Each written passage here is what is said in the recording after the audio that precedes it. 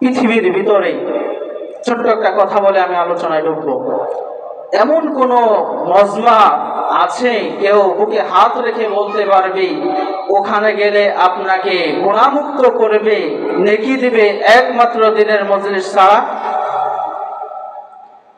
উত্তর আসবে কখনোই হতে পারে না, এর থেকে দামি মজলিস হতেই পারে না। অথচ আমরা যেই নবীর উম্মত, যেই নবী দীর্ঘ 63 বছর বয়সে একটা মিথ্যা কথা বলতে পারে নাই বা বলেন নাই, এটা শুধু মুসলমান নয়, সকলেই কাফের মুশরিক সকলেই স্বীকৃতি দিয়েছেন রাহমাতুল লিল আলামিন।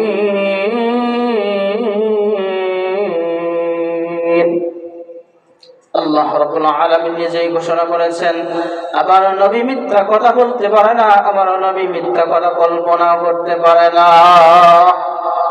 সেই নবী বলেছেন, যদি এমন একটা মজলিসে আসেন, একটা নয়, দুইটা নয়, 1 মাস নয়, 2 মাস নয়, 60 বছর ইবাদত করলে যে ইবাদতের নেকি হবে, এই মজলিসে আপনি যদি উপস্থিত হইতে পারেন নেক নিয়তে, আপনার আমলনামায় সেই নেকি লেখা হবে। সুবহানাল্লাহ। এত বড় সুযোগ পাওয়ার পরও আমার কেন দোকানের কাছে মনটা নেই? আল্লাহর প্রশংসায় কেন আমার অ্যালার্জি হয়? আল্লাহর প্রশংসা শুনতে আমার কেন মন চায় না?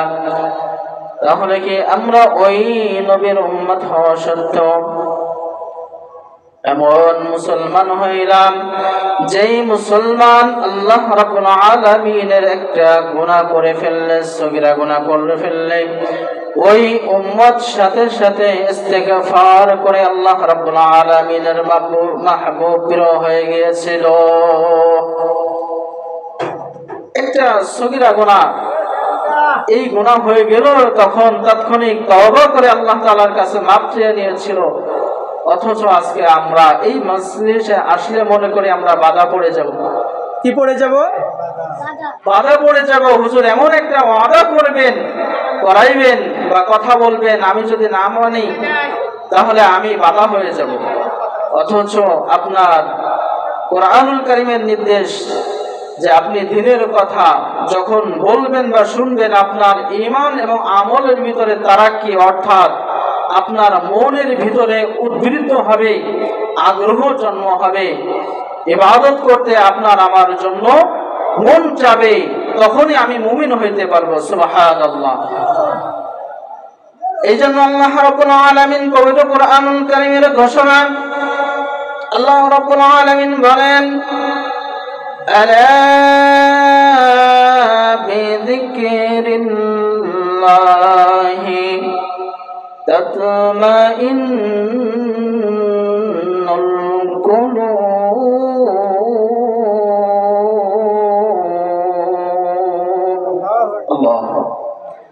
আল্লাহ রাব্বুল আলামিন ঘোষণা করেন, আলা বিযিকরিল্লাহি তাতমাইন্নুল কুলুব। আমি আপনি যখন আল্লাহ রাব্বুল আলামিনের গুণগান বর্ণনা করব, আল্লাহ রাব্বুল আলামিন আমাদের অন্তরের ভিতরে পুরো শান্তি, যেই শান্তির জন্য আমরা চুরি করি, করি কিনা? যেই শান্তির জন্য অপরের মাথায় বাড়ি দেই, যেই শান্তি খোঁজার জন্য কাউকে আমরা অপমান করতে দ্বিধাবোধ করি না, আল্লাহ রাব্বুল আলামিন বলে, বান্দা, ও বান্দি, তুমি শান্তি চাও, তুমি চলে আসো আমার কোরআনুল কারীমের ভিতরে। আমি আল্লাহ রাব্বুল আলামিনের সাথে কথা বলতে চাও, তোমার অন্তরের খোরাক নিতে চাও, তুমি কালামুল্লাহ শরীফ পবিত্র কোরআনের তেলাওয়াতে লেগে যাও। সুবহানাল্লাহ। এটা কার কথা? আল্লাহ রাব্বুল আলামিনের কথা। কত সুন্দর কথা। আল্লাহ রাব্বুল আলামিনকে যদি আমরা রব হিসেবে মানি, তাহলে আমার ইবাদত করার জন্য আমাকে কেউ বলতে হবে না, মনটাই চলে আসবে, আজান হয়ে গেছে, নামাজ আদায় করতে হবে, সামনে আগত রমজান মাস আসতেছে, আমার সওম পালন করতে হবে, রোজা রাখতে হবে, ঠিক কিনা? রাসূল সাল্লাল্লাহু আলাইহি ওয়াসাল্লাম উম্মতের দল, ভালো করে শুনিয়া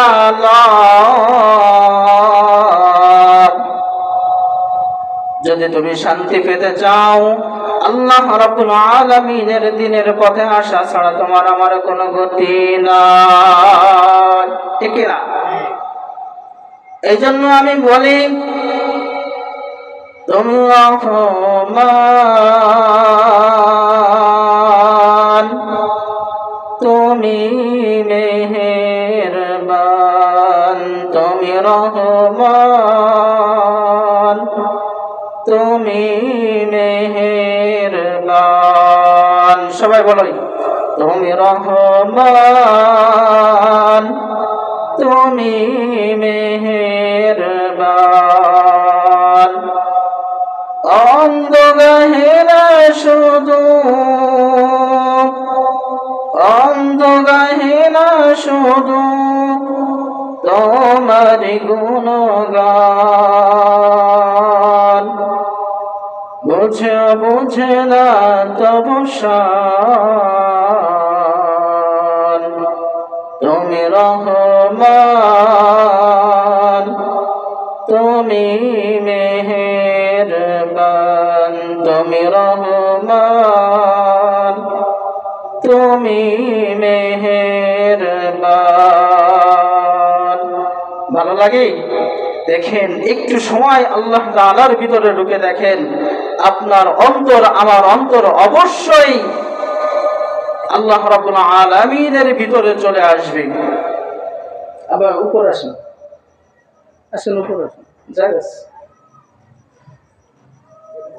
তো আল্লাহ রাব্বুল আলামিন বলতেছে, বান্দা তুমি আমার কাছে আসো, আমার অন্তরের ভিতরে ঢুকো, আমি তোমাকে শান্তি দান করব। কে বলতেছেন? আল্লাহ রাব্বুল আলামিন।